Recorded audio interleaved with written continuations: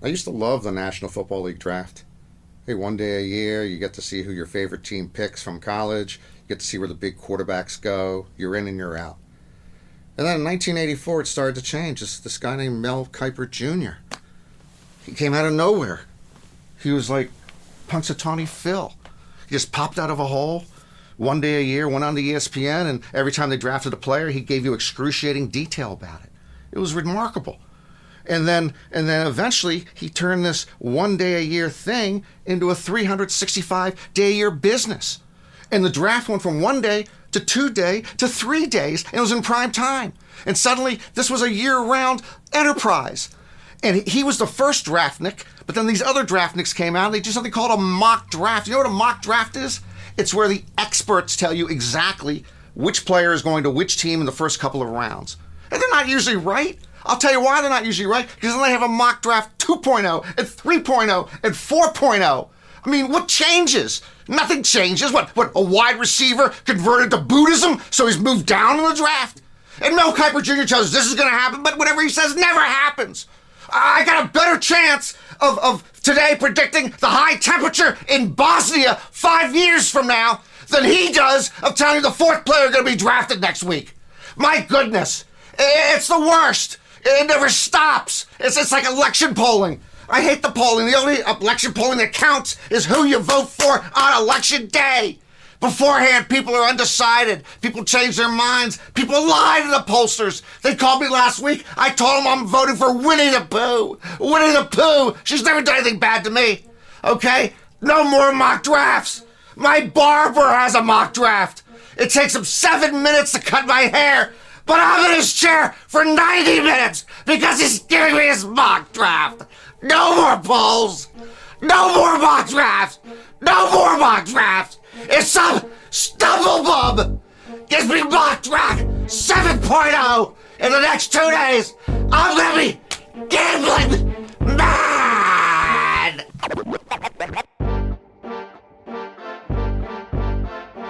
Norman Chad. Norman Chad. Norman Chad. And welcome to Gambling Mad. My name is Norman Chad, filling in for Norman Chad. Gambling Mad every week, of course, sponsored by Fritos. Fritos, picked fresh from trees in Central California daily and to your retailer later that same day. And by Fresca. Oh, the refreshing, rejuvenating, remarkable taste of Fresca. Fritos and Fresca, it's a meal. Okay, today we have a full slate on Gambling Mad. We are going to talk about Ukrainian soldiers who are gambling online during the war. We're going to talk about Neymar gambling online during a birthday party. And we have nude bowling.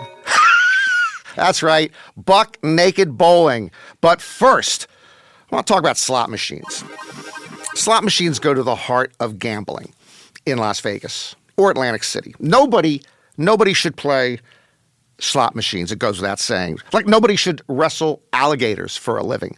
Both of them are a bad investment for the long run. But there are billboards that advertise slot play. They'll say, loosest slots on the strip, 93% return, which means for every dollar that you put in, they will give you 93 cents back. They're telling you ahead of time that you are going to lose. They're just telling you that you're going to lose less than the casino next door. Would you go to a bank that says, hey, give us $1 today, come back tomorrow, and we'll give you 93 cents? What the heck? Okay, now, when I have friends that come to Las Vegas, I will not allow them to play slots. I'll teach them roulette. I'll teach them blackjack. I will teach them craps. Games in which you're a little proactive. What's the joy, by the way, of just pushing a button mindlessly? At least with video poker, when you're pushing buttons, you got a few decisions to make. Now, slots back in the old days, they used to be called one-arm bandits. That's because you just took the lever and you did this. This is what you do with a slot machine. This is like fun. This is so good. My goodness, this is so much fun. Okay, you can't even do that anymore. You used to do this, and then the quarters would come rolling on out. Clink, clink, clink, clink, clink, clink, clink, clink. Okay? That's if you were lucky. No more. Now, no more clink and clang, and you just push a button. You push a button, and instead of the clink and clang, they just give you credits on the machine. So then when you're done, if you have any credits left, you push a button, a ticket comes out, and you have to take that over to the cashier, the cage, to get money. Now, this is just another incredibly insidious manner for the casino to make more money because people forget about these little tickets. They'll put them in their pocket, they'll put them in their wallet, they'll put them in their purse, and then they just go home. And a lot of times they're for small amounts, for like $2 or $3 and $4. You put it away, and then at the end of your trip, you don't feel like going back to the casino cage to get your money. So they just take us for suckers. Why? Because we are. Okay? So at the end of the trip, even if you won money, they have it. Chances are you lost money. And with all those tickets that you don't cash, that builds up more money for them to build more wings, to build more slot machines, to take more of your money. Bottom line, we are idiots. Let's turn to a better topic, war. Yeah, the Ukraine-Russian war. Now, there's an unexpected problem in the Ukrainian war effort against Russia. Many Ukrainian soldiers are turning to online gambling. Okay, now people in the military, Army, Navy, Marines, whatever you are, during war, not during war, they've always, over the years, to pass the downtime, they play cards. They play gin rummy, they play poker, whatnot. This is a new animal. Soldiers now go onto their smartphones and iPads to gamble. And, of course, to lose, because almost everyone loses. And they're accumulating a lot of debt. The problem is so bad that some servicemen are pawning drones and thermal imaging equipment to get more gambling money. I don't know how much a used drone goes for these days, but it's got to be more than, say, for a flask of brandy. So on top of all that, you have soldiers at war. They're depressed. They're lonely. They're playing online. Many Ukrainian soldiers are using Russian online gambling sites. Okay, these Russian sites, they are targeting the Ukrainian military so that they can pick up personal data on all this military personnel. War was so much easier. But, the 100 Years' War, you didn't have this. Now, the 100 Years' War lasted 116 years, but a lot of downtime, and people just, probably just, use a toothpick, pick their teeth. Now they're gambling away the family's mortgage online while they're supposed to be shooting people on the other side. Anyway, many Ukrainians want President Zelensky to ban gambling among military personnel during the war situation and prohibit pawnbrokers from buying military equipment. Good luck there. We got to my favorite portion of the program. We are all degens. And, of course, degens are going to degen. Let's return to, on degen's going to degen case number one, let us return to the Shohei Ohtani scandal, the gambling scandal in which Ohtani did not gamble and his interpreter stole money from him for his gambling habit. I want to compare the interpreter, Ippei Mizuhara, with an old-school sports icon, Wilt Chamberlain.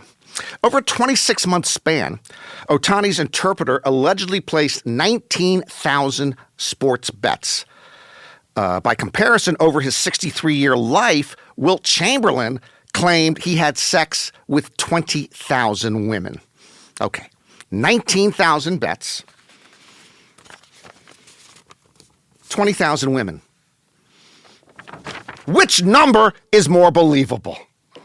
Okay, so in a little over 2 years, 19,000 bets means that Ippei was averaging one bet an hour every hour, 25 bets a day every day. There are a lot of sports out there, and with your smartphone, you can actually easily make one bet an hour every hour for 2 years. I can go for that. Now let's take a look at Wilt. Wilt the Stilt, as he was known. Let's assume he was sexually active early. Let's give him the benefit of the doubt. At age 13, he started to have sexual relations. He lived to 63. So that's a 50-year period. 20,000 women means he had sex with 400 different women a year. For 50 years. This is easy math. I mean, that's at least one woman a day, every day for 50 years. Now, I assume some days he was having sex with 2, 3, and 4 women. So then he would take, he might take Easter off or Labor Day, and so he didn't have much of a load. But this just doesn't seem realistic. How can you have sex with 400 women a year, different women a year? There are a lot of women out there, but this number just seems a little bit high to me. Myself, if I have sex once a month, I am exhausted. Plus, I have to keep finding a woman to keep up that pace. I believe Ipe's number. I don't believe Wilt's number. D-Gen's gonna D-Gen. Case number 2. Brazilian soccer star Neymar is one of the world's most popular athletes. Recently, a video of the 32-year-old legend celebrating his 6-month-old's birthday, the birthday of his daughter, Makey. This video went viral. Why did it go viral? In the video, while party guests are singing to his daughter, Neymar is playing online poker on his phone while sitting next to the baby. Okay. Now, on one hand, I'll concede this is a bad look for Neymar. Playing online poker during your daughter's birthday celebration. And of course, it could be a sign of problem gambling. On the other hand, my friends, the girl is 6 months old. Why do we even have birthday parties for 6-month-olds? 6 years old? Sure. 6 months old? She's got no idea what's going on. She doesn't even know yet that Neymar is her father. Plus, if you look very closely at the video and very closely at his phone, he has a really, really, really good hand he is playing at this moment. So it's not like he's just folding his cards and ignoring his daughter. He's trying to win money. He's trying to put bacon on the table. Give the man a break, you dingleberries. D-Gen's gonna D-Gen. Case number 3. This is my favorite. Okay, raise your hand if you love the bowl. Raise your hand if you love the bowl naked. Are you still with me? The Pittsburgh area naturalists. It's a group of naturalists, which is a fancy word for people who like to be in the nude. They're going to host something called Balls Out Bowling at Crafton Ingram Lanes in Pittsburgh. Yes, it is nude bowling. Women are allowed to wear bottoms if they wish. Otherwise, you must be nude, butt naked. Men, be careful around the automatic ball return. Anyway, it's very simple. You got to be at least 18 years old to participate. No sexual activity permitted, which would have ruled out Wilt Chamberlain. Any harassment results in ejection from the bowling center. No photos, no video permitted. Even though I love bowling, even though I love my body as much as anybody loves their body, I'm going to pass. I'll be honest with you. I was once arrested at the beach for wearing a Speedo. By the way, here's what I would look like, okay? Now, if we can just send the kids out of the room, and just imagine me here, okay? This is what I would look like. This is me, all right? And then down here are my shoes. You see? I'm naked. Okay, just imagine me naked, just with that head, my whole body here, my size 9 shoes here. Not a good look. Not a good look at all. Let's turn to the controversy that has rocked the chess world. It's not cheating, and there is a lot of cheating in chess. It is footwear. Yes, footwear. At the prestigious Candidates Tournament in Toronto the other day, Iranian-born Grandmaster Altreza Firouzja was told by Chief Arbiter Aris Margetis to change his shoes. See, a bunch of matches were in progress at the same time in this room. And in this room, it's an old building. The wooden floors are very creaky. So another player complained that Firouzja, while walking around between moves, was making too much noise. Okay? The chief arbiter said that Firouzja, quote, had a very heavy footfall, end quote. Who talks like this? Very heavy footfall? It's a damn building. He's just walking around thinking. Okay, so Firouzja, and I'm with him on this, he said it was shameful that the official would interrupt him mid-match in a very intense moment to tell him that he had to change his shoes. They told him either change your shoes or go walk in another area further away. Where they want him to walk? In Montreal? He's got to make a move in another 60 seconds. Okay, two things here, folks, two takeaways from this. One, in the checkers world, this is never an issue. This is why I've always preferred checkers. And two, why not put down some carpeting? Or maybe a few area rugs? For crying out loud!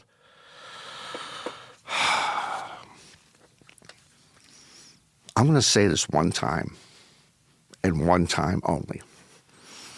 Don't grade the NFL draft.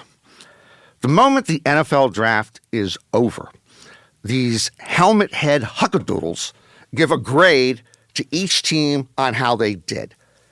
This is hot wind hilarity. You don't get a grade in a class until you've taken the final exam. You can't grade a draft class until they've been playing for 2 or 3 years or more.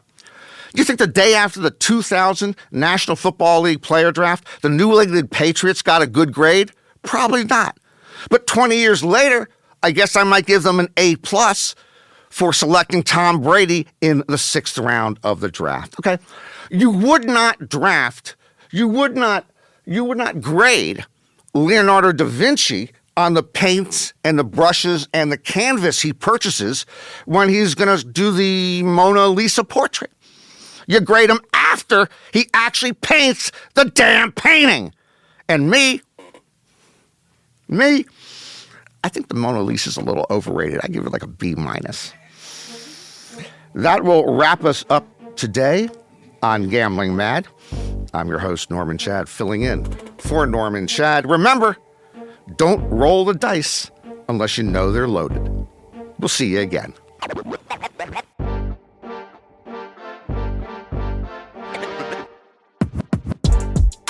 Gambling Mad with Norm Chad is written by Norm Chad and ghostwritten by Norm Chad.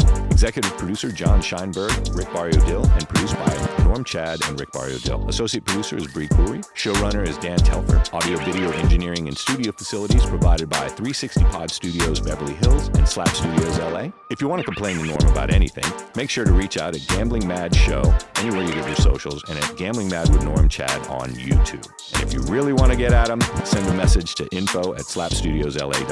And big thanks to Tony, the special sauce, who truly is the boss. Thank you for the cookies and the treats. We promise you to make the post-production move faster.